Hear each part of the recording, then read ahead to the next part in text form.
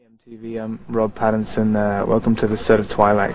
Is this heavier, meatier material than Harry Potter, in your opinion? In a lot of ways. I think my character certainly is than the character I played in Harry Potter. Well, mainly because the entire thing is pretty much based on Edward's character and who he is, and I think he's very tortured and conflicted and stuff, so which is very different to what I played in Harry Potter. But I mean, it's a completely different style of book. I mean, it's first-person narrative. It's very obsessive and kind of it's a much more personal book, I think, than Harry Potter is. I mean, in a lot of different ways. I mean, there's only two characters pretty much in a trilogy. Well, I guess three.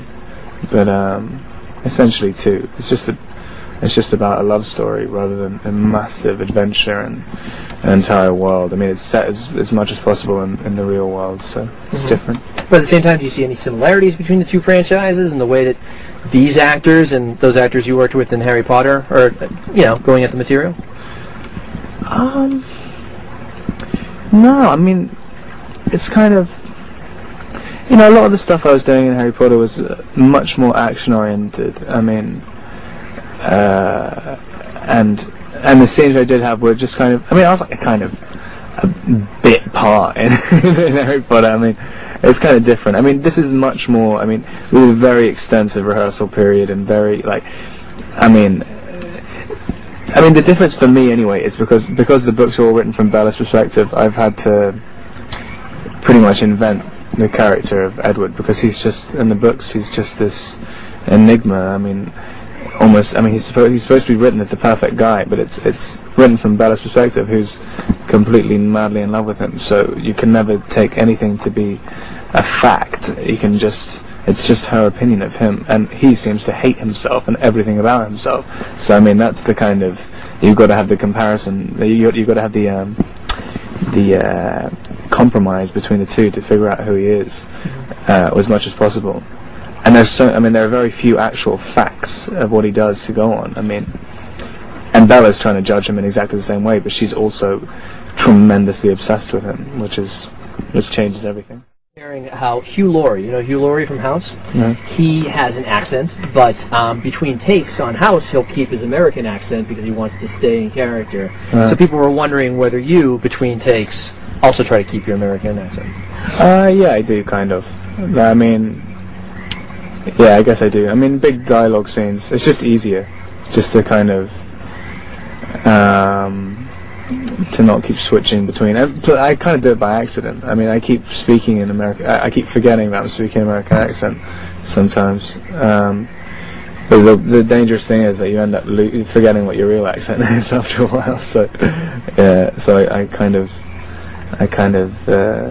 stop every now and then. It's nice. It's really strange. I've never done a job in an American accent before. Oh, how did you pick it up? You had a coach? I mean, do they have certain words that they teach you and that's what you practice on? No, I mean, it's kind of...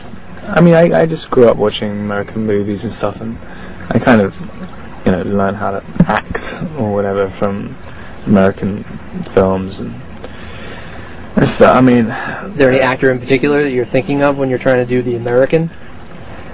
I don't know, it kind of...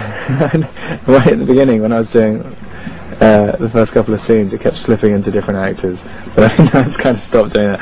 It depends. When you're doing a really dramatic scene, you start doing Al Pacino, and you're just like... But, no, I didn't do that too often. But, no, I mean... It is funny, how you suddenly realise that you've got a sort of...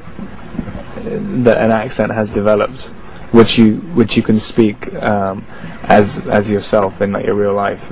Sometimes I just decide, to be an American because I have an Oregon driver's license now and stuff, so I can just completely turn it on now. Fan questions here I wanted to ask you. What size feet do you have? They're huge. Are they? Oh. Christ. I don't know. No, I have big feet. Size 10, I think. Quite tall though. That's really...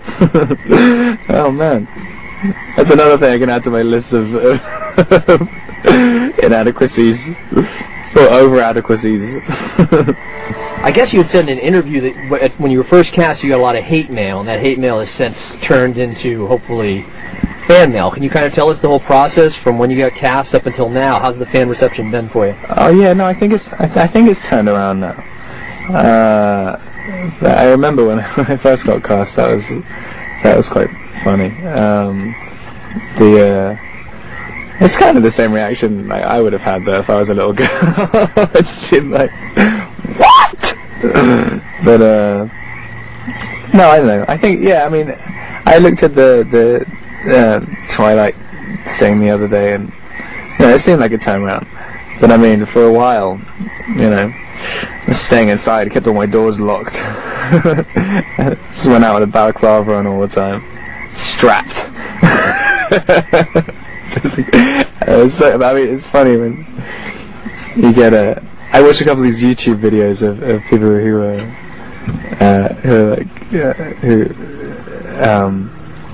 are complaining about the casting. I mean, I don't know. They should have been given parts in this movie. Fans are more obsessed than Harry Potter fans and Lord of the Rings fans and Matrix fans. I don't know why. I mean, I'm still trying to figure it out myself. But I mean, they definitely are. I mean, there's some kind of connection which people have to the book that's like kind of pretty extreme. I mean, I guess there are fans of Harry Potter and stuff as well. But I mean, I don't know. It's just very. I guess the story is just so intimate that the people kind of think they really know the characters, so you can kind of feel the emotions and stuff. It's just a really good story, pretty much. Yeah, I mean, it's very different as well. I mean, I think that's why. I mean, it's not really written like kind of fantasy or adventure story. I mean, it's very, very personal and obsessive, belonging. So I mean, it's kind of different. I guess that's why people attach themselves to it. A lot of internal monologue. Yeah, I mean, there's nothing else really like it. I mean, for that kind of market. There was a time in Oregon where one of this group of people called the Twilight Moms gave somebody her baby. Just gave it to an AD or something to take onto the set, just to have it photographed. And I thought it was a joke when they did, but it wasn't a joke at all. So there's a photo of me like biting a baby's head. I thought they were just giving it to me, like just like that's a tribute to sacrifice.